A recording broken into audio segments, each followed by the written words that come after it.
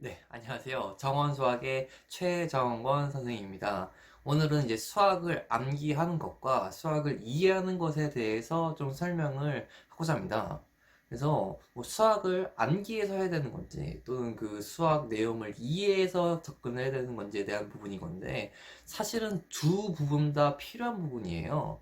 그래서 그거에 대한 가치에 대해서 선생님이 얘기를 하고 여러분들이 상황에 따라서 그 두 개의 가치를 이해하고서 상황에 맞춰서 암기해야 될 상황과 이해될 상황을 둘 다 잘 이해하고 쓸 수 있었으면 좋겠어요. 예를 하나 들어보겠습니다. 선생님 밑에 이제 자막으로 이제 문제가 나가고 있는데 문제가 어떤 거냐면 x, y에 대한 2차식이 주어진 거예요. 그랬을 때 그 2차식을 1차식의 곱으로 나타내려고 하면은 1차식의 곱의 인수분해 형태로 나타내려고 하면은 그때 적절한 k 값이 어떻게 될 거냐 관한 문제인 겁니다.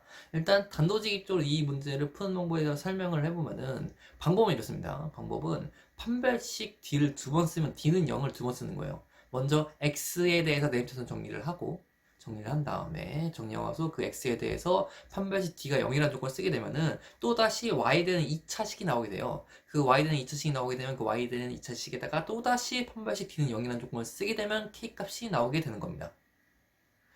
이렇게 되는 건 일단 이건 이제 선생님이 설명한 방식은 그냥 암기를 한 거죠.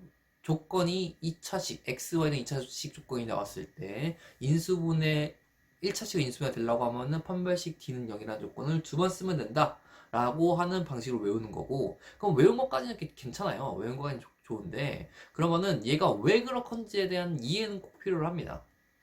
근데 1차적으로 이 암기에 대한 가치는요, 여러분들이 좀 수학 문제를 좀 빨리 풀게 한 거예요. 왜냐면 여러분들이 궁극적으로는 성적을 잘 받기 위해서 지금 하고 있는 거잖아요.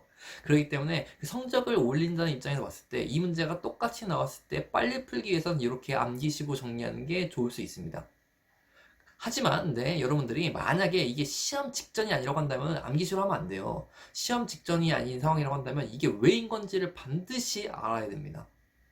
그럼 이제 선생님이 이제 수학을 이제 이해하는 가치에서 설명한 거죠. 암기하는 가치는 이제 시험 전에 외움으로써 시험 문제를 빨리 풀 수 있다는 가치가 있기 때문에 수업 암기라는 게 좋고요.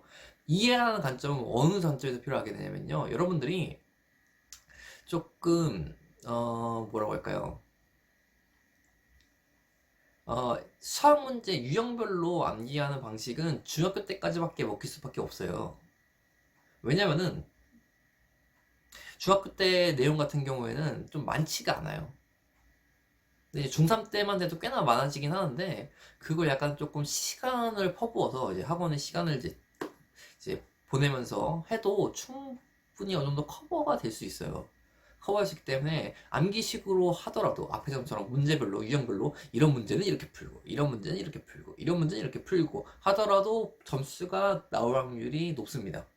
근데 하지만 이제 고등학교 와서가 문제가 생기게 돼요. 고등학교에 오게 되면은 이제 개념들이 복합적으로 문제가 나오기 때문에 이제 한 가지 개념을 통해서도 문제 푸는 문제가 거의 드물거든요.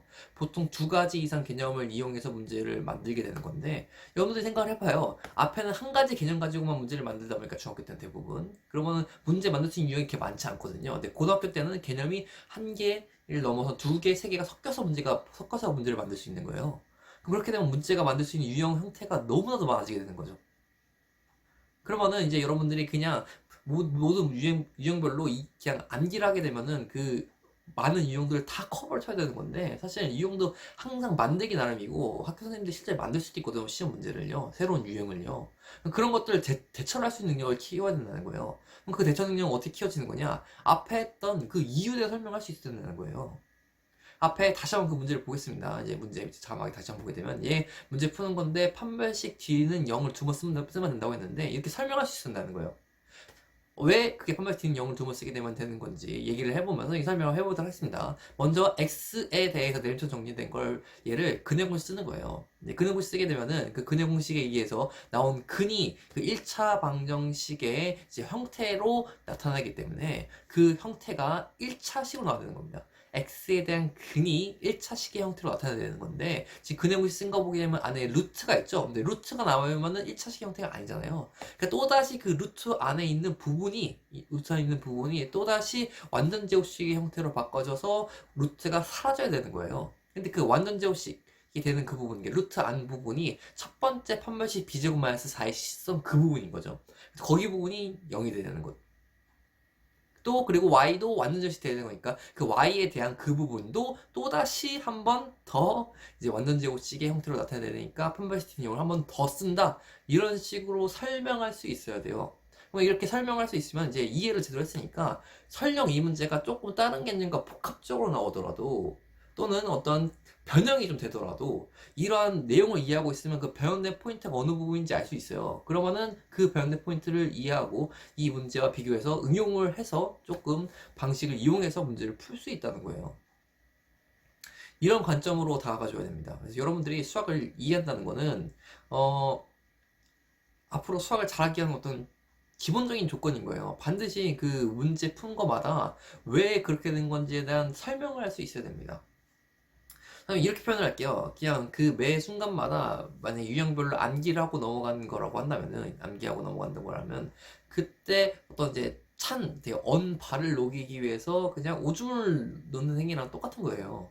이제 발이 너무 싫으니까 이제 언발에다가 이제 오줌을 넣게 되면은 그 순간만큼은 따뜻하겠죠. 마치 그 문제를 이제 저 문제도 앞에 보였던 문제도 상당히 이해하기 까다로운 문제거든요. 그 문제를 이제 금방 넘기기 위해서 이제 이렇게 암기식으로 하고 넘어가는 형태는 마치 이제 엄발에다가 오줌 넣는 거랑 똑같다는 거죠. 그러면은 그 순간만큼은 좋긴 하지만 이게 시간이 지나서는 이제 폭풍이 닥치는 거예요. 이 문제가 조금은 변형되더라도 여러분들은 이 문제를 풀 수가 없게 되는 거죠. 그래서 여러분들도 이런 불상사가 생기지 않게끔 여러분들이 수학을 이해한다는 그 가치를 느끼고, 이해한다는 가치는 수학이 변형되더라도, 내가 어떤 새로운 유형이 나오더라도 이제 대처할 수 있는 능력을 키우기 위해서 수학을 완전히 이해하고 설명할 수 있어야 한다라는 가치를 느끼고, 여러분들도 이제 수학을 이해하고 설명할 수 있는 연습을 꼭 많이 하시길 바라겠습니다.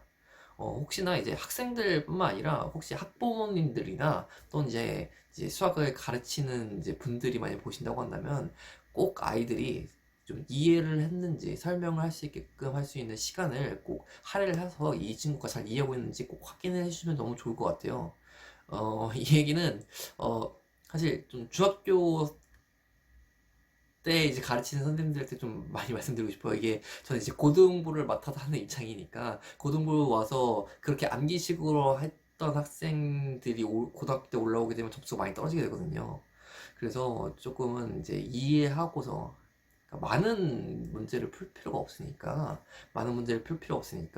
그 한 문제 한 문제를 제대로 이해하고 넘어가는 연습이 꼭 됐으면 좋겠습니다. 네, 영상은 여기까지 마치도록 하겠습니다.